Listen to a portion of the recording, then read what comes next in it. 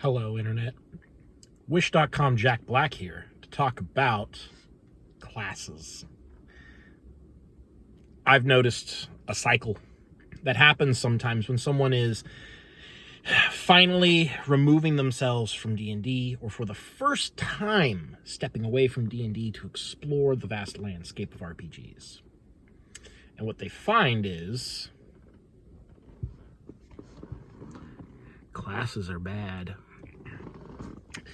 That is the conclusion that they come to.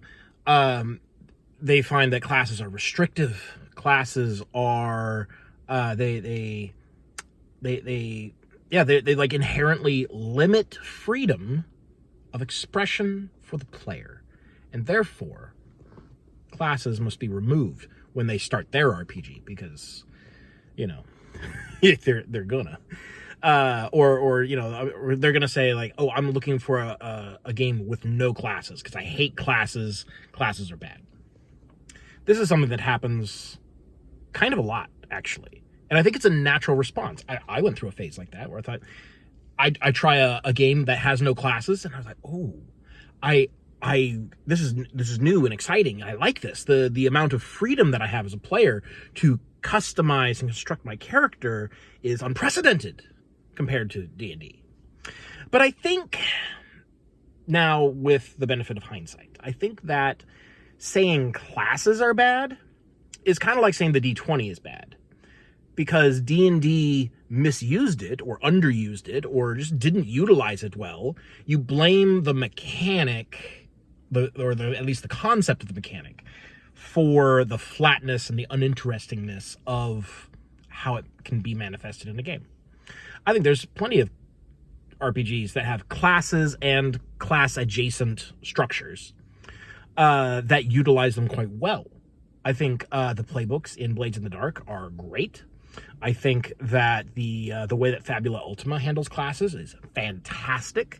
I actually was just musing today on how the way that they do classes indirectly, or semi-directly, influences whether or not you want to specialize in your stats or generalize in your stats in a way that D&D, I think, never has and never can.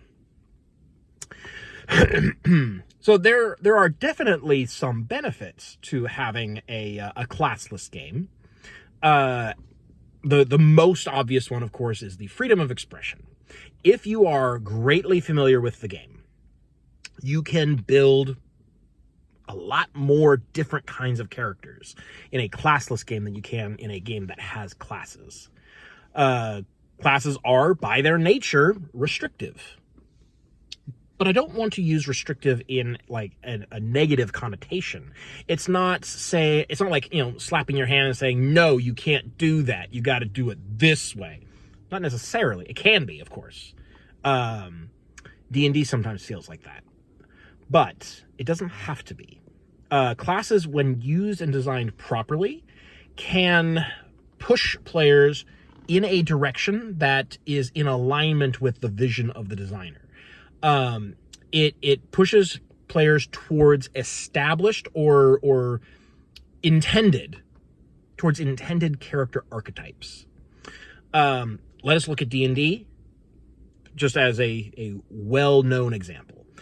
You have your warrior as the fighter class. So if you take the fighter class, you're being pushed towards the archetype of the classical fantasy warrior. Kind of. I'm going to say this. We're not talking about a specific edition. We're not talking about a specific edition so that we can get around all the problems with the way that this is actually expressed. So the fighter is your classic fantasy warrior. Your wizard is your bookish spellcaster. The cleric, which I always found this kind of weird, the armored divine caster. Before I ever played D&D, that would have never occurred to me. Divine, or like the holy magic is your priests, and they are, they wear like robes. They're like clergy, not warriors. So I don't know. It's weird that they wear armor. But whatever your fantasy archetype is, your barbarian, your raging, rage beast, powerful character, like all these archetypes are the types of characters that the designers say should be in the game. Now, in a game that is designed well, with a lot of classes that are exciting to play and are interesting, this can be a vehicle for communicating to the players the sorts of characters that are meant to be in the game. If it is designed poorly, it feels a little bit straitjackety, where you want to achieve X result, and so you're looking at the classes to see what path you can take to get there, and maybe you end up with some kind of mess of classes that don't really feel like they should work together, but they kind of do, or they technically tick off the boxes that get you to where you're going. So that's a example of a bad class system. But the benefits of classes cannot be understated, or cannot be overstated. So it is restrictive, but that is not necessarily a bad thing. In a way that they say that creativity benefits from restrictions. You have to know where your boundaries are to play in that space. If you have no boundaries, you're going to be all over the place. You don't know where to be. Which is why classless systems tend to have some pretty clear guidelines on how to build your character. You know, it's not a free-for-all.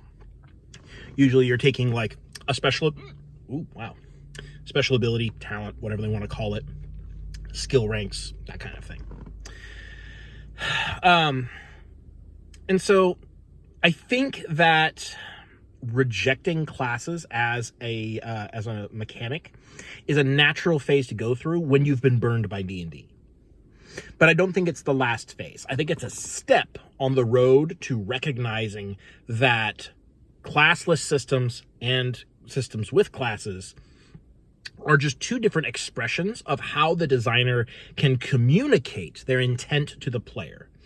If the designer has like a pretty specific idea of what sorts of characters the game is about, you probably have classes.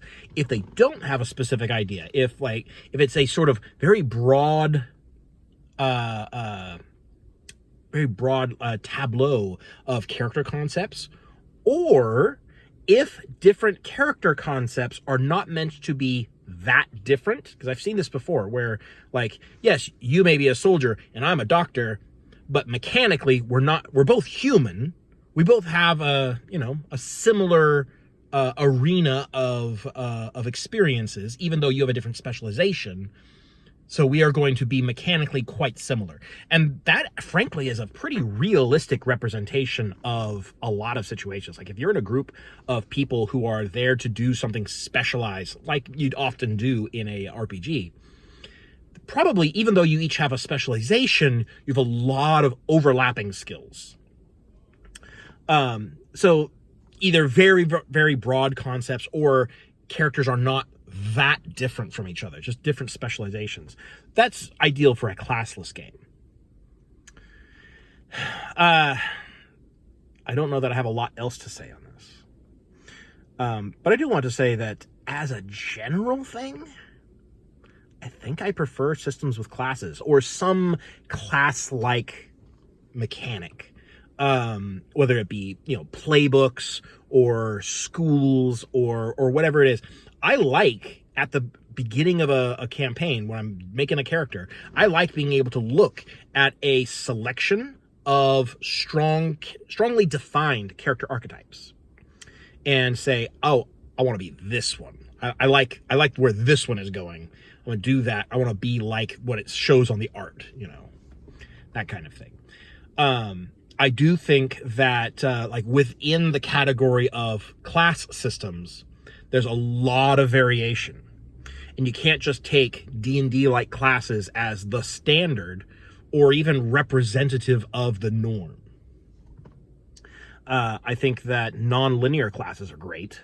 I don't know if I will ever play another game with linear classes other than Lancer, which I would consider the licenses to be classes. Basically, they serve the same function, and they are linear.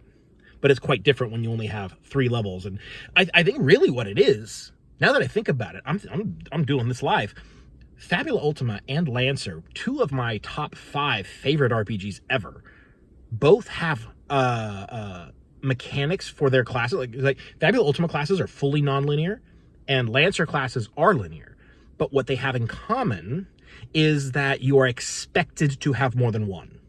Whereas in D&D, it really feels like you ought to be able to get away with just doing one class all the way through, and that multi-classing is this like side thing for advanced players, or, you know, to make these odd character concepts that don't really fit in any of the established archetypes.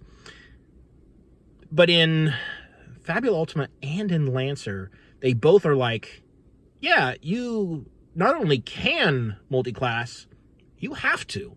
You know, in Lancer, when you hit license level 4, you have to pick up a second license. And Fabula, you have to do it at character creation. You cannot ever be a single class character in Fabula Ultima. So I wonder if that has something to do with why I like both of those things. The fact that the systems go in and say, like, these are not complete characters. You have to mix these together to make the character that you want, which kind of does blur the line between classed systems and classless systems. Because isn't that what you're doing in a classless system? You are taking lots of different options that aren't necessarily related to each other and mixing them up to make a combined whole. And so I think it does blur the line. Like, once the classes shrink down to never be the entire picture for your character, the distinction between class systems and classless systems starts to get kind of blurry. I think there's something there. And I'm probably gonna have a good think about that, because I'm starting to put together the concepts for my next RPG, and I think that might greatly inform how I construct it. I haven't decided how characters are built yet.